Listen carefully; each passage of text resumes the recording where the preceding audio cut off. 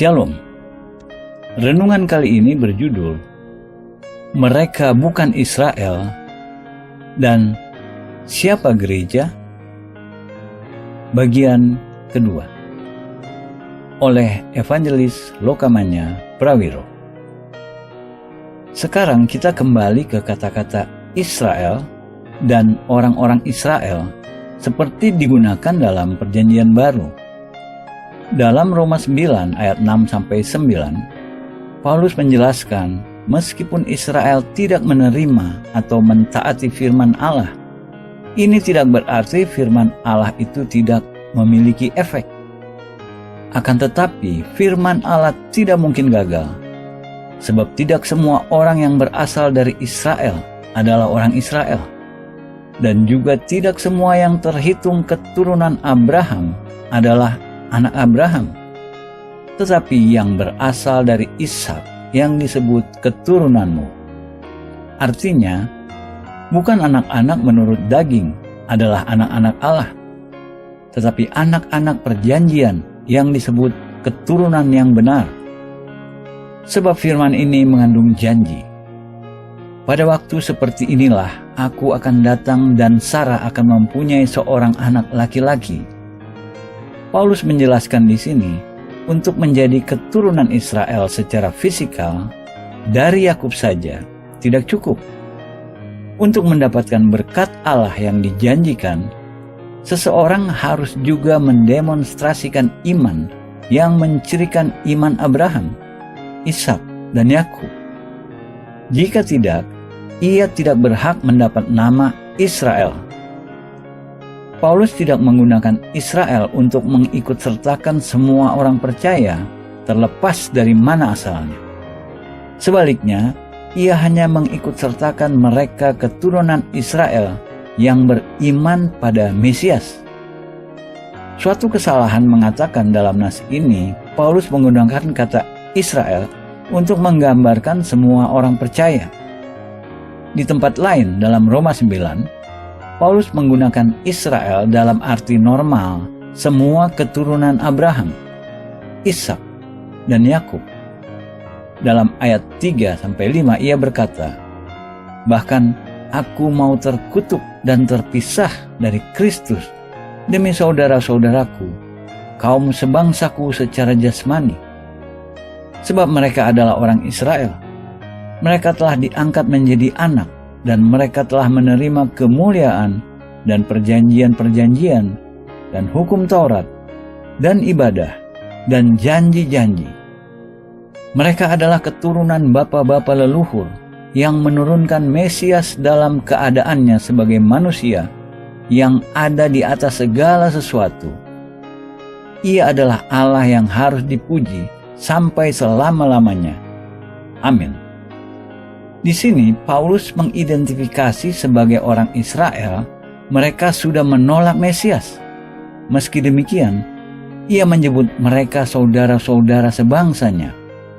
Ia menulis, "Bahkan aku mau terkutuk dan terpisah dari Kristus demi saudara-saudaraku, kaum sebangsaku."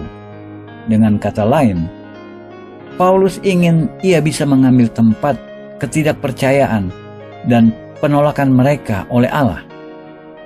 Paulus menggunakan nama Israel atau orang Israel di sini untuk menggambarkan mereka semua keturunan Abraham, Ishak, dan Yakub.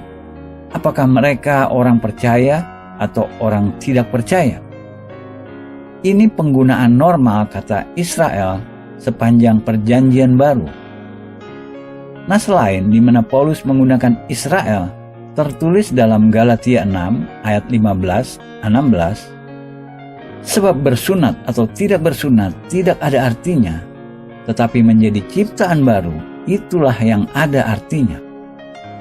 Dan semua orang yang memberi dirinya dipimpin oleh patokan ini, turunlah kiranya damai sejahtera dan rahmat atas mereka dan atas Israel milik Allah." Paulus berbicara tentang dua jenis orang.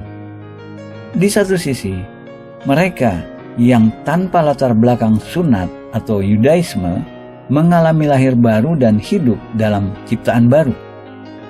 Di sisi lain, keturunan orang-orang Israel yang dalam iman nenek moyang mereka dan melalui iman itu telah menerima Yesus sebagai Mesias, masuk ke dalam perjanjian baru. Paulus menyebut kelompok orang-orang ini Israel milik Allah. Apa yang benar-benar penting, kata Paulus, bukan upacara agamawi, namun tindakan kreatif Allah dalam hati yang diregenerasi melalui perjanjian baru. Alkitab New International Version, versi modern yang paling luas digunakan, meninggalkan prinsip-prinsip terjemahan normal di titik ini. Ayat 16, dalam versi itu berbunyi, turunlah kiranya damai sejahtera dan rahmat atas mereka dan atas Israel milik Allah. Kata bahkan diganti dengan dan. Berarti apa? Mereka yang hidup menurut peraturan ini, Israel milik Allah. Apakah mereka orang Yahudi atau orang non-Yahudi? Substitusi ini bukan berdasarkan dasar-dasar ilmu bahasa, melainkan dasar-dasar teologis. Dalam Yunani, kai. Rupanya tradisi lama semua orang percaya sejati adalah Israel milik Allah. Pemikiran ini sudah begitu mempengaruhi orang-orang Kristen sehingga mereka merubah arti sederhana sebuah teks menjadi sejalan dengan teologi mereka. Teori Israel spiritual sudah mempenetrasi pemikiran gereja, menghasilkan sikap dan bentuk-bentuk pikiran yang tidak memiliki dasar kuat dalam kitab suci. Ada alasan penting kenapa Paulus membuat perbedaan dalam Galatia 6 ayat 15-16 antara orang-orang percaya dari latar belakang non-Yahudi dan Yahudi. Orang-orang non-Yahudi di satu sisi menjadi orang Kristen melalui transformasi supernatural yang terjadi dalam hati mereka. Mereka sebelumnya tidak memiliki latar belakang pengetahuan tentang satu Allah sejati. Bagi orang-orang Yahudi, di sisi lain, iman mereka dalam Mesias puncak dari proses historis yang dimulai saat keluar dari Mesir dan lalu berkembang selama berabad-abad melalui pelayanan pemimpin-pemimpin, nabi-nabi, dan imam-imam yang ditunjuk Allah. Kondisi spiritual orang-orang non-Yahudi pada waktu perjanjian baru ditulis bisa dibandingkan dengan ladang yang ditinggal dalam kondisi alam yang liar, tidak pernah dikultivasi. Perpindahan orang-orang non-Yahudi kepada Kristus mempresentasi intervensi Allah dalam seseorang yang hatinya belum pernah dipersiapkan oleh warisan Yahudi. Orang-orang Yahudi di sisi lain, ladang yang sudah dengan hati-hati dikultivasi selama berabad-abad. Untuk alasan ini, sepanjang periode pelayanannya yang dibatasi pada Israel, Yesus berkata kepada murid-muridnya, "Aku mengutus kamu untuk menuai apa yang tidak kamu usahakan. Orang-orang lain berusaha dan kamu datang memetik hasil usaha mereka." Yohanes 4 ayat 38. Murid-murid menuai di ladang yang sudah dikultivasi selama berabad-abad oleh suksesi panjang hamba-hamba Allah.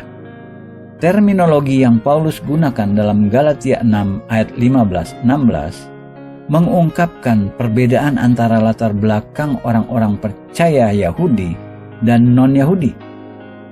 Bagi keduanya, ada perjumpaan pribadi dengan Mesias yang mentransformasi kehidupan mereka. Bagi orang-orang non-Yahudi, ini intervensi langsung Allah tanpa persiapan proses historis. Namun bagi orang-orang Yahudi, perjumpaan dengan Mesias puncak proses historis yang sudah berlangsung berabad-abad. Tepat karenanya menggambarkannya bukan hanya sebagai Israel, namun sebagai Israel milik Allah. Iman mereka dalam Mesias merepresentasi penggenapan tujuan Allah mewujudkan Israel.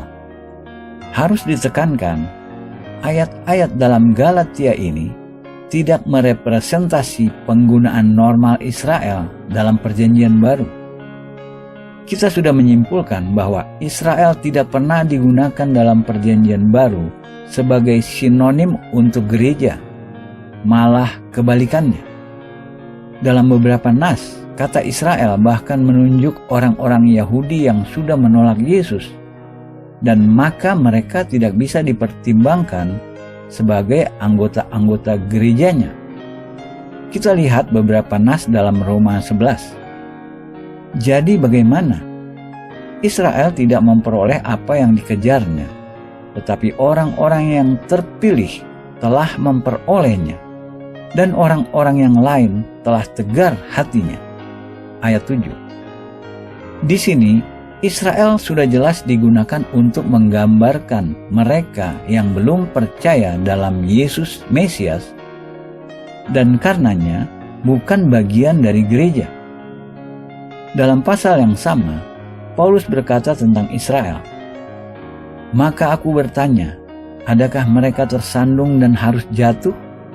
Sekali-kali tidak, tetapi oleh pelanggaran mereka, keselamatan telah sampai kepada bangsa-bangsa lain, supaya membuat mereka cemburu. Sebab jika pelanggaran mereka berarti kekayaan bagi dunia, dan kekurangan mereka kekayaan bagi bangsa-bangsa lain, terlebih-lebih lagi kesempurnaan mereka. Aku berkata kepada kamu, hai bangsa-bangsa bukan Yahudi, justru karena aku adalah rasul untuk bangsa-bangsa bukan Yahudi, aku menganggap hal itu kemuliaan pelayananku, yaitu kalau aku dapat membangkitkan cemburu di dalam hati kaum sebangsaku menurut daging, dan dapat menyelamatkan beberapa orang dari mereka." Roma 11 ayat 11-14.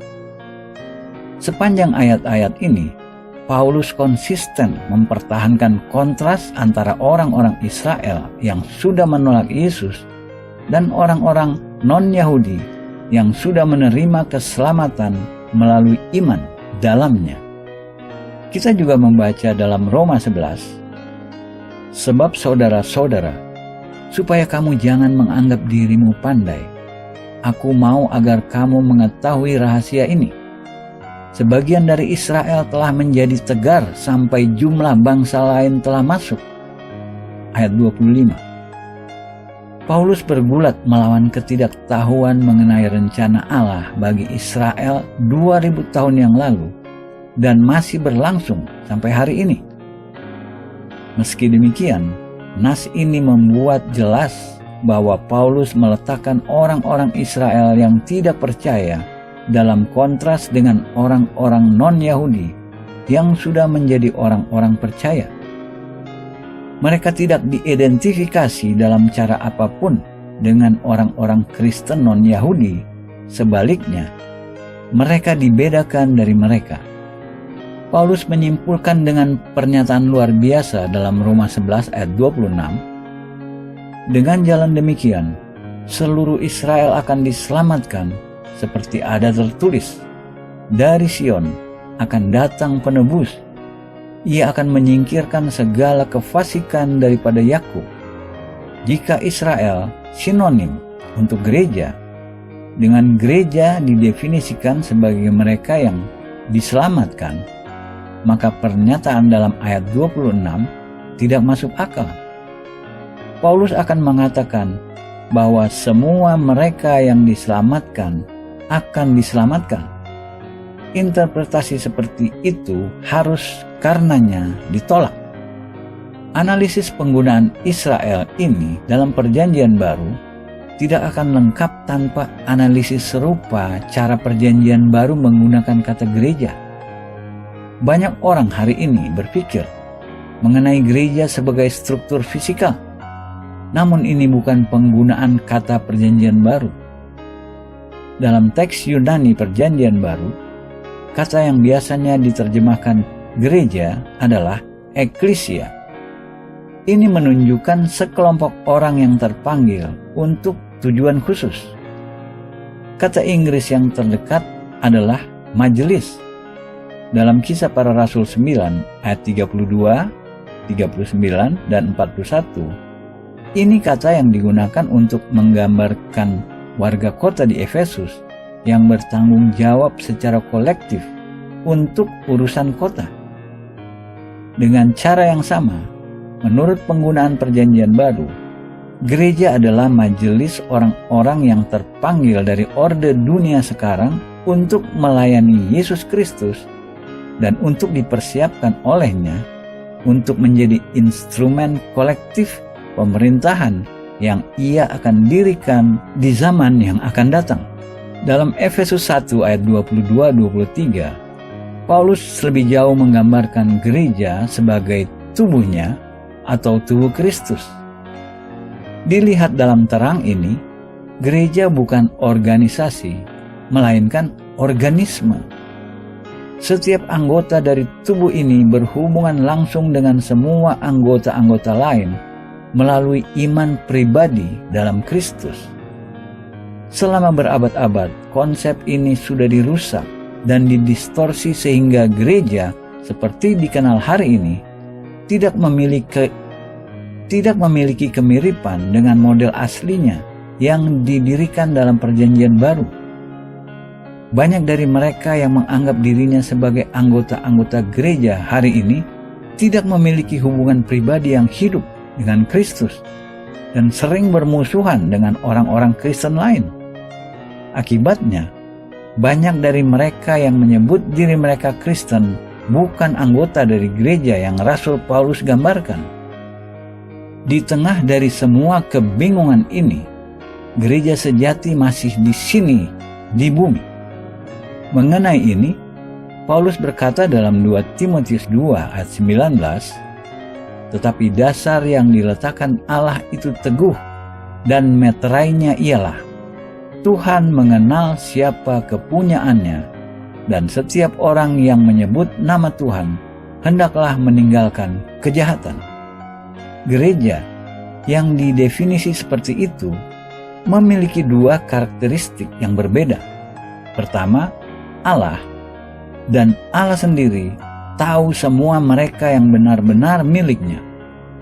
Kedua, setiap orang yang mengklaim menjadi anggota dari gereja ini disyaratkan untuk mendemonstrasi dengan kebenaran dan kekudusan hidup praktis.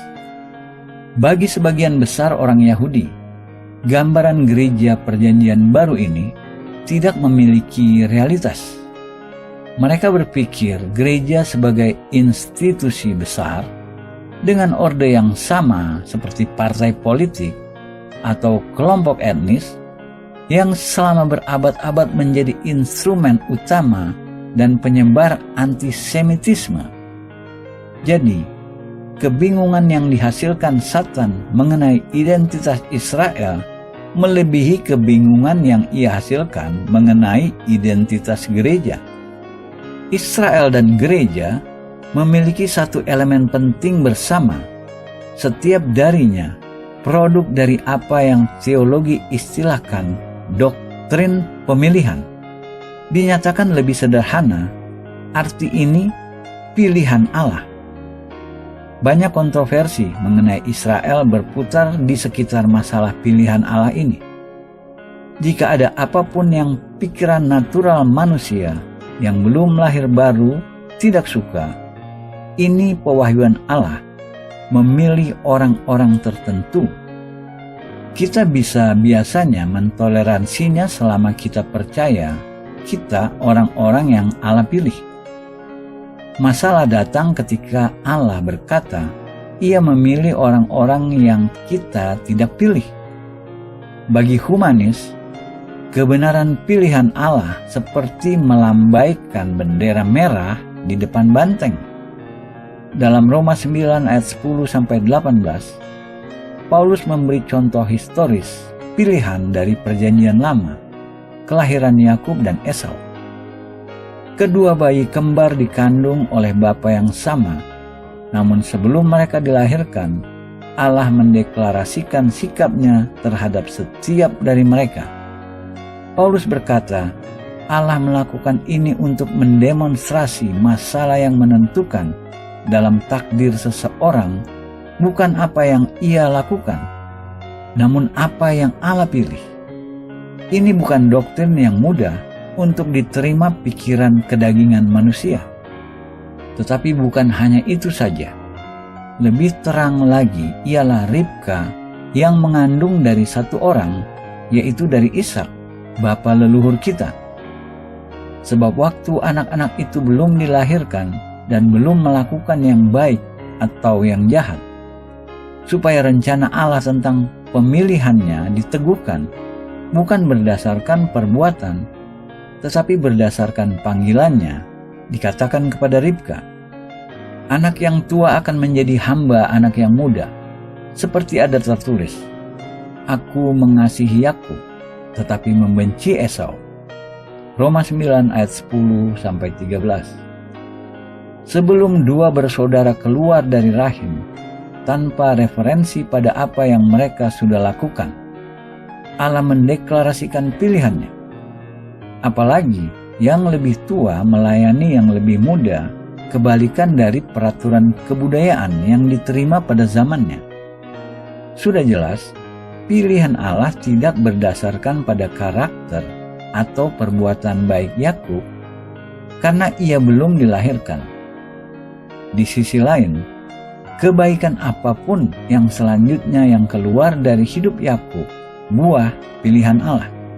Maka Paulus mengatakan, jika demikian, apakah yang hendak kita katakan? Apakah Allah tidak adil? Mustahil, sebab ia berfirman kepada Musa, aku akan menaruh belas kasihan kepada siapa aku mau menaruh belas kasihan, dan aku akan bermurah hati kepada siapa aku mau bermurah hati. Roma 9 ayat 14-15. Belas kasihan datang dari keputusan kedaulatan Allah. Sayangnya, kebenaran kedaulatan Allah tidak pernah disebut dalam gereja masa kini. Kita bisa mendefinisi kedaulatan Allah dengan mengatakan Allah melakukan apa yang Ia ingin, ketika Ia ingin, dan cara Ia ingin melakukannya. Ia tidak minta izin siapa-siapa. Ini apa yang benar-benar mengganggu humanis. Ia tidak berkonsultasi pada mereka. Jadi hal itu tidak tergantung pada kehendak orang atau usaha orang, tetapi kepada kemurahan hati Allah. Roma 9 ayat 16. Semua usaha kita dan pekerjaan baik kita tidak cukup. Kita secara total bergantung pada belas kasih Allah, yang dirinya sendiri membagi-bagikan dengan cuma-cuma sesuai pilihannya. Dalam ayat berikut, Paulus mengutip dari Keluaran 9 ayat 16, di mana Allah berbicara tentang penghakimannya. Sebab kitab suci berkata kepada Firaun, itulah sebabnya aku membangkitkan engkau, yaitu supaya aku memperlihatkan kuasaku di dalam engkau, dan supaya namaku dimasyhurkan di seluruh bumi. Roma 9 ayat 17. Firaun seorang pemimpin jahat, namun Allah yang membangkitkannya. Allah melakukan ini agar ia bisa menjadikan Firaun sebagai demonstrasi kepada semua generasi berikutnya, penghakimannya atas pemerintah-pemerintah yang melawan tujuan dan umat Allah. Paulus menyimpulkan dengan menekankan Allah dengan keputusan kedaulatannya menghibahkan atau menahan belas kasihan dalam hidup setiap orang. Jadi, ia menaruh belas kasihan kepada siapa yang dikehendakinya, dan ia menegarkan hati siapa yang dikehendakinya. Roma 9 ayat 18. Kita selalu perlu ingat, Allah tidak berhutang belas kasihan kepada kita. Dihasilkan semata-mata dari belas kasihannya. Jika ia tidak pernah menawarkan belas kasihan kepada satu dari kita, ia tetap adil secara sempurna. Ketika Allah menawarkan belas kasihan, ia meletakkan syarat-syarat sederhana yang ia syaratkan kita penuhi. Ini dinyatakan dalam pesan Injil. Fakta kita sudah memenuhi syarat-syaratnya untuk belas kasihan mengindikasi kita sudah memperolehnya. sesuai definisi, belas kasihan atau kasih karunia tidak pernah dapat diperoleh. Ini prinsip-prinsip belas kasihan dan penghakiman yang diaplikasikan secara universal kepada umat manusia. Namun dalam Roma 9, Paulus mengilustrasi dengan contoh khusus cara Allah berurusan dengan Israel. Ia mengungkapkan orang-orang Israel yang Allah sebenarnya sudah pilih untuk dirinya hanya akan menjadi sisa dari semua Israel. Signifikan kata sisa ini diaplikasikan kepada Israel dalam kitab suci lebih dari 40 kali. Dalam sebagian besar contoh-contoh ini, referensi pada periode sebelum penutupan zaman sekarang. Dalam Roma 9 ayat 27, Paulus mengutip nubuat dari Yesaya 10 ayat 22 mengenai Israel. Dan Yesaya berseru tentang Israel, sekalipun jumlah anak Israel seperti pasir di laut, namun hanya sisanya akan diselamatkan. Kata sisanya signifikan, menunjukkan jumlah yang dipilih dari semua Israel. Dalam Roma 11 ayat 1-4, Paulus kembali ke tema sisanya ini. Dalam ayat 4, ia mengutip 1 Raja-Raja 19 ayat 18, mengacu pada kondisi Israel selama periode pelayanan Elia ketika Allah mendeklarasi, "Aku masih meninggalkan 7.000 orang bagiku yang tidak pernah sujud menyembah Baal." Ketika Allah berkata, "Aku masih meninggalkan bagiku," ia menekankan bahwa 7.000 ini dicadangkan oleh Allah berdasarkan kasih karunia-Nya, bukan karena perbuatan-perbuatan baik mereka, bukan sesuatu yang mereka peroleh. Paulus lanjut mengaplikasikan kata-kata ini pada kondisi Israel pada zamannya. Demikian juga pada waktu ini tinggal suatu sisa menurut pilihan kasih karunia. Roma 11 ayat 5 dan 6. Paulus menjelaskan bahwa kasih karunia lebih dari apapun yang kita bisa peroleh dengan perbuatan baik. Sebenarnya, kasih karunia dimulai dalam hidup kita ketika kemampuan kita sendiri sudah mencapai batasnya. Ini dengan sisa Israel. Pelestarian mereka karena kasih karunia Allah, bukan sesuatu yang mereka peroleh atau bisa peroleh. Dalam Roma 11 ayat 26, Paulus melihat ke depan ke waktu ketika semua Israel akan diselamatkan. Dalam terang apa yang ia katakan sebelumnya tentang sisa, menjadi jelas semua Israel yang akan diselamatkan adalah sisa yang Allah sudah pilih dan cadangkan untuk dirinya dengan kasih karunia-Nya. Banyak nas-nas lain dari nabi-nabi menekankan bahwa mereka yang kepadanya janji-janji restorasi diberikan adalah sisa. Sebagai contoh, Sefanya 3 ayat 12-13 yang dialamatkan kepada Israel dan Yerusalem mendeklarasi, "Di antaramu akan kubiarkan hidup suatu umat yang rendah hati dan lemah, dan mereka akan mencari perlindungan pada nama Tuhan," yakni sisa Israel itu. Mereka tidak akan melakukan kelaliman atau berbicara bohong. Dalam mulut mereka tidak akan terdapat lidah penipu.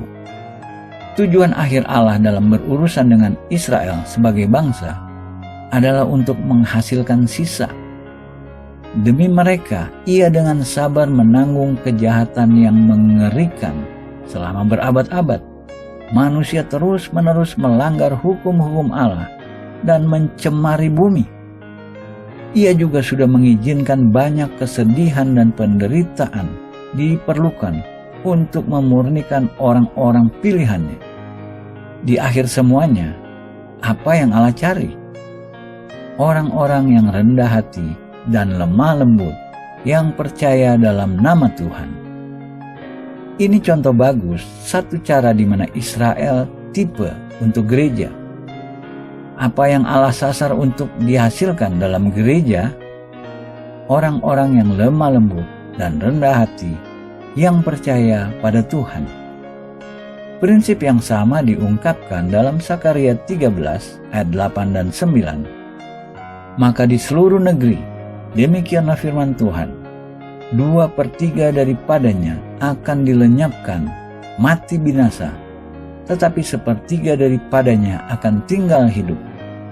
Aku akan menaruh yang 1/3 itu dalam api dan akan memurnikan mereka seperti orang memurnikan perak. Aku akan menguji mereka seperti orang menguji emas. Mereka akan memanggil namaku, dan aku akan menjawab mereka.